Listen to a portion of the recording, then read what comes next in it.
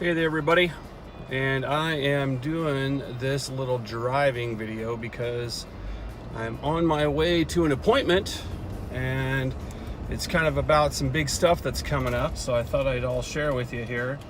First, I wanted to go over something that I put on Facebook the other day. I said I was going to meet somebody important, and just to kind of let you guys know who that was the CEO of the company. So not necessarily that big a deal to me. I'm not necessarily impressed by people that have power or money or status or any of that kind of stuff. I mean, yeah, it's cool that they've accomplished those kinds of things. I don't want to mean any disrespect or whatnot. But, you know, it's not like, you know, some people, they get all freaked out about it and giddy about it. That's just not me. But the reason it was kind of neat is because I was actually not supposed to be there when the meeting took place. I was actually working later than when the CEO was coming by, but my manager said, hey, I want to make sure I introduce you because of this campaign that we did a little while ago where it was pretty successful. Out of the big company like we are, Costco, my little team actually placed 4th in the entire company. So that was pretty cool. And I thought it was nice that my manager wanted to point that out. So anyway, CEO came by, introduced himself, we shook hands, he asked how it was going, I said it was going good, and he said, how you liking it? Liking it good. And then, this is all paraphrasing, of course, and then my boss said, hey, this is the guy that led the group of people for 4th in the company on that little campaign last time around. And he actually was like, raised his eyebrows up. He's like, nice. And then he fist bumped at me. I thought that was pretty cool. You know, I mean, I don't know how, I've never met any CEOs before, so at least not that I know of. And I thought that was pretty cool. You know, he's a real down to earth guy. So I thought that was kind of neat. But the appointment that I'm going to today is for my heart. And the reason I'm going for my heart is because I have my knee surgery coming up in, a few days now. So I'm going to be down for the count for a couple months.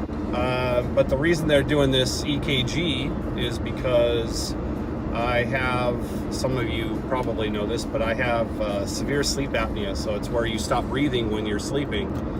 And mine's pretty bad. So I have to wear one of those sexy CPAP masks, you know, the Darth Vader liking thing. So they're just concerned about my heart while they're putting me under to do the surgery and whatnot. So I got to go get this EKG. It's not that big a deal. When I get back to the house, I'll do a brief little thing kind of explaining what that is going to be. But for the time being, I'm on my way and I want to be safe driver as I can. You know, no judgment.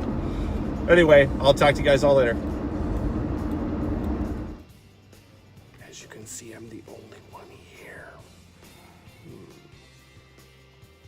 Okay, so I'm back at my house, and I was just gonna kind of briefly go over exactly what the surgery is gonna entail. Oh, I forgot, I had the EKG, everything was fine, nothing's wrong with the heart at all, so good to go with the surgery. But there's 3 things they're gonna be doing to the knee. So one is I have to have a full ACL reconstruction. 2 is I have to have a medial meniscus root repair. And the 3rd is there's gonna be some recovery time from the back of my hamstring because they are gonna take the 2 tendons from there and reconstruct the ACL with that. So let me just show you real quick.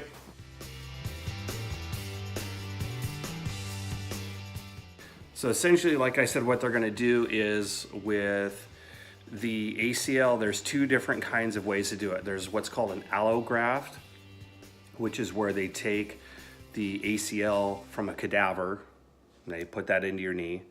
It's pretty common, and I went over the options with my doctor and he said that he could do that and he's had some success with that, but for the most part he feels that what's called an autograft is what is the best solution for me just because of my age and the type of surgery that I have to have and whatnot. So Autograft is where they take it from your own body. So what they're gonna do, like I said, is they're gonna take two tendons and ligaments or whatever from the back of my leg here. They're gonna put them together, they're gonna double them over again, and then put that right here in the middle of the knee. Second thing they're gonna do then is the meniscus root repair. So the meniscus, you guys probably already know, it's kind of a weird shape like this here, and it goes on the inside of your knee between both the bones here. And so when your legs are moving, your joints here in that knee, they don't rub together, and it's a smooth surface, and you're pain-free basically. But what happened is the back of my knee back here at the very back, I felt a big old pop, and that's where that root tore off. So if your meniscus kind of looks like this, basically this would be where my thumbs are, it'd be like the back of my knee right here. The roots kind of cross like this, and they're back here, and they tore off. So they got to put that back on, and the way that they do that is they got to grab it, they got to kind of stretch it out, they got to take a thread and basically run it up. And this is supposed to be like, if you're looking on the inside of my knee, run it up and around, and there'll be what he called kind of like a button on the front part of the knee, and they tie that to there until that heals.